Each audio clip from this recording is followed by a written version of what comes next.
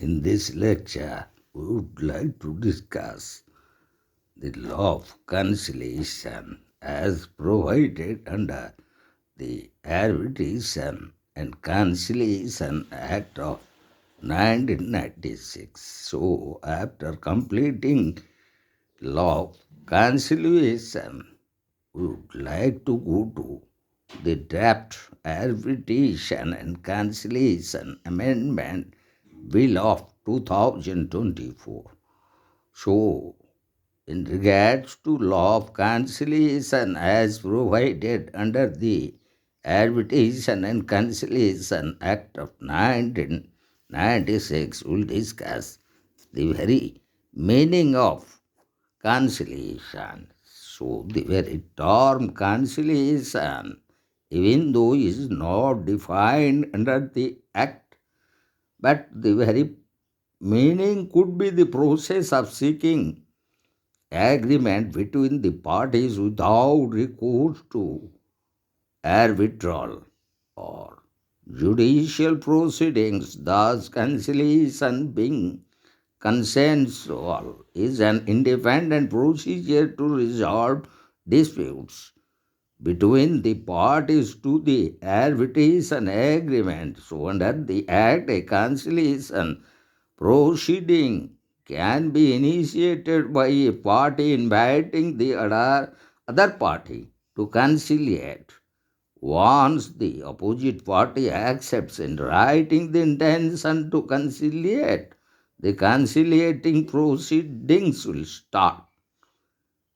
It is for the parties to the dispute to decide the number of conciliators.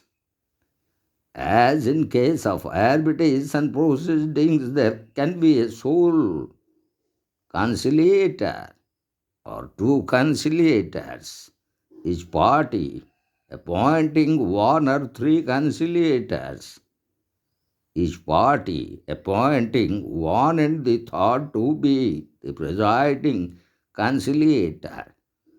However, unlike an arbitrator, a conciliator is not a judge but only a facilitator. Accordingly, he assists the parties in resolution of disputes amicably, and it is an independent and impartial manner. A conciliator derives his authority from the parties to the dispute. Therefore, the scope of his authority is determined by the very agreement between the parties in discharge of his duties. He must keep in mind the following principles: the principles of objectivity, fairness, and justice, usages of trade, and facts and circumstances of the dispute. Keeping the above factors in mind, the conciliator may make proposals for the settlement of disputes. These proposals can be made by him at any stage of conciliation proceedings. However, these proposals need not be in writing. Also, he is not required to give any reason for his proposals. These proposals will form the basis of a settlement agreement between the disputant parties. The settlement agreement duly signed by the parties is final and binding on them and the persons claiming under them. The settlement agreement has the same status and effect as if it is an arbitral award on agreed terms. Also, it is enforceable as a decree of the court like an arbitral award.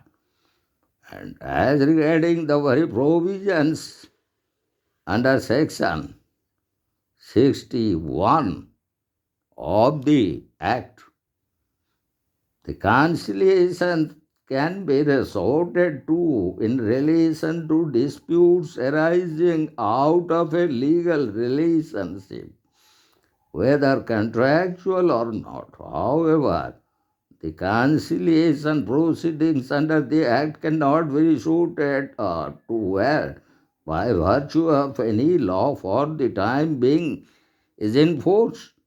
Certain disputes may not be submitted to conciliation.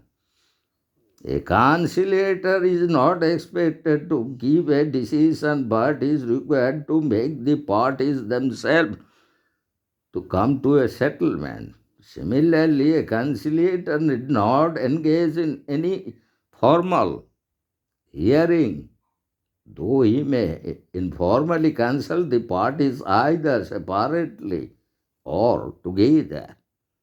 And Section 62 of the Act provides as regarding commencement of conciliation proceedings, so as it provides the parties initiating conciliation shall send to the other party a written invitation to conciliate, briefly identifying the subject of the dispute.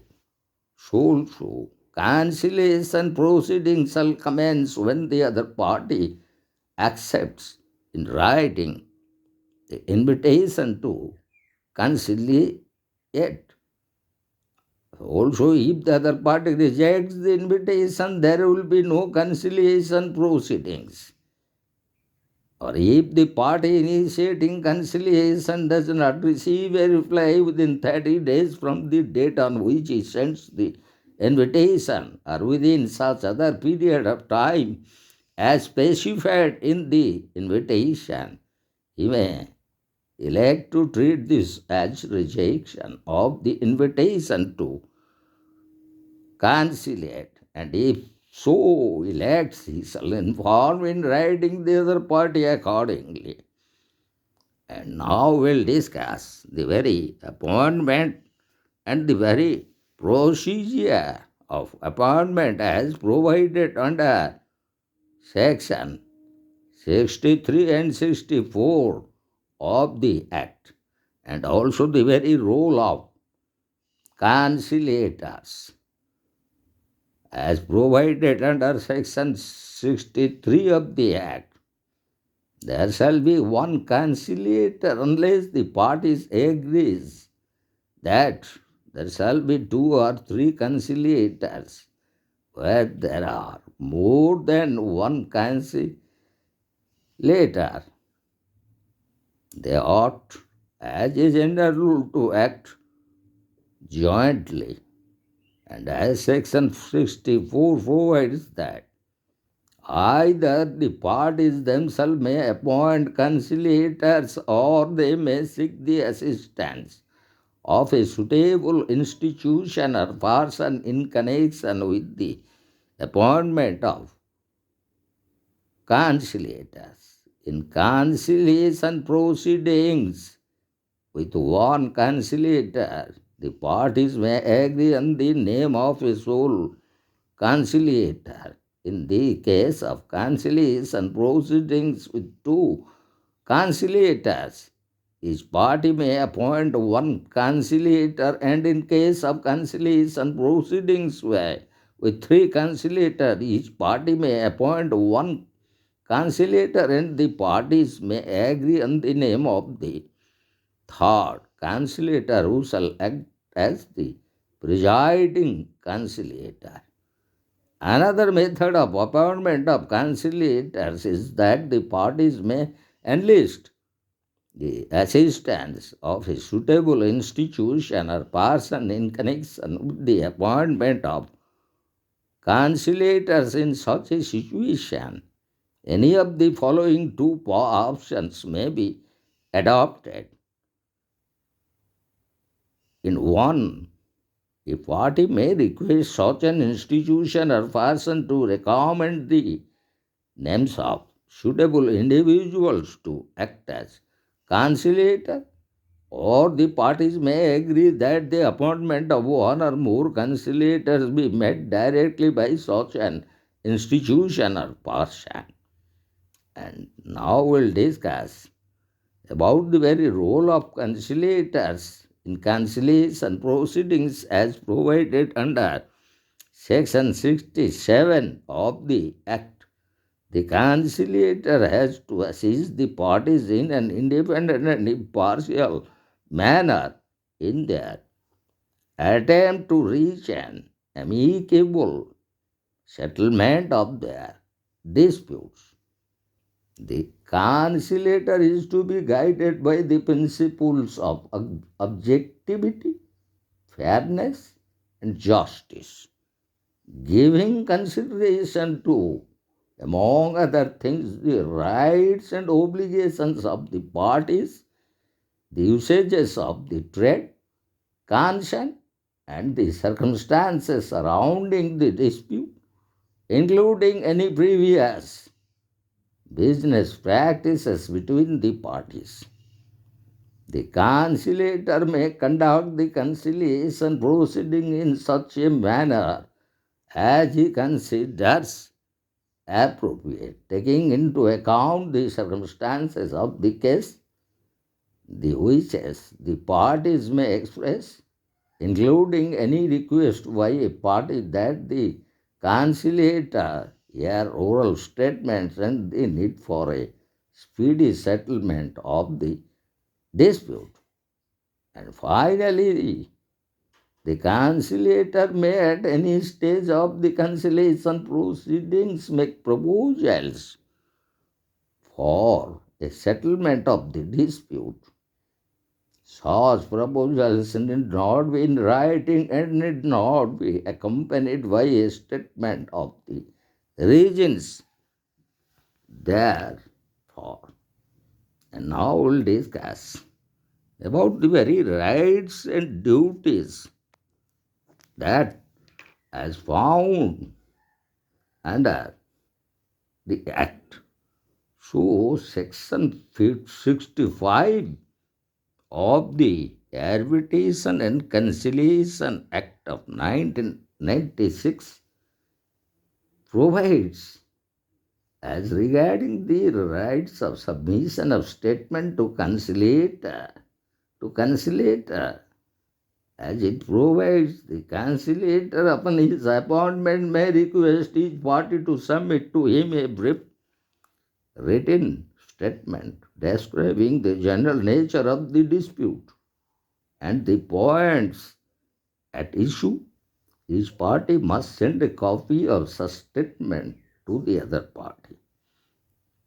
So also the conciliator may request each party to submit to him a further written statement of his position and the facts and grounds in support thereof, supplemented by any documents and other evidence that such what he deems appropriate.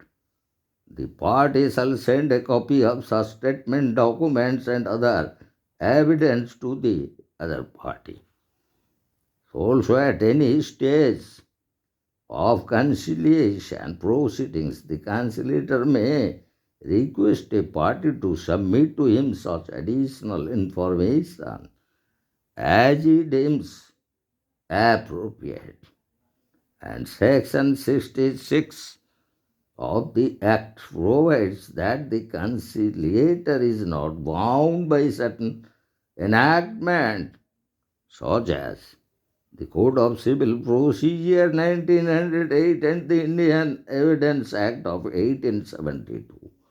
And as such, Section 67, which contemplates the role of a conciliator, and Section 68 provides that in order to facilitate the conduct of the conciliation proceedings, the parties or the conciliator, with the consent of the parties, may arrange for administrative assistance by a suitable institution or person. And as well, Section 69 of the Act provides in regards to communication between the conciliator and parties. The conciliator may invite the parties to meet him or may communicate with them orally or in writing. He may meet or communicate with the parties together or with each of them separately. Unless the parties have agreed upon the place where meetings with the conciliator are to be held, such place shall be determined by the conciliator after consultation with the parties having regard to the circumstances of the conciliation proceeding. Further, Section 70 of the Act imposes an obligation on a conciliator to disclose certain information when he has received factual information concerning the dispute from a party. The conciliator has to disclose the substance of that information to the other party in order that the other party may have the opportunity to present any explanation which he considers appropriate. However, where a party gives any information to the conciliator subject to a specific condition that it be kept confidential, the conciliator shall not disclose that information to the other party. And while Section 71 of the Act provides a right to conciliator to seek cooperation from the parties, the parties shall in good faith cooperate with the conciliator and in particular shall endeavour to comply with request by the conciliator to submit written materials, provide evidence and attend meetings. And finally, Section 72 of the Act gives a right to the conciliator to invite the parties to submit to him suggestions for the settlement of the dispute. And now we'll go to the very idea of settlement of agreement, and that is provided as per section 73 and section 74 of the Act. As section 73 of the Act provides that where it appears to the conciliator that there exist elements of a settlement which may be acceptable to the parties, he shall formulate the terms of a possible settlement and submit them to the parties. And as such, for their observation, after receiving the observations of the parties, the conciliator may reformulate the terms of a possible settlement in the light of such observation. Further, if the parties reach agreement on a settlement of the dispute, they may draw up and sign a written settlement agreement. If requested by the parties, the conciliator may draw up or assist the parties in drawing up the settlement agreement. When the parties sign the settlement agreement, it shall be final and binding on the parties and persons claiming under them respectively. So also the conciliator has to authenticate the settlement agreement and furnish a copy thereof to each of the parties.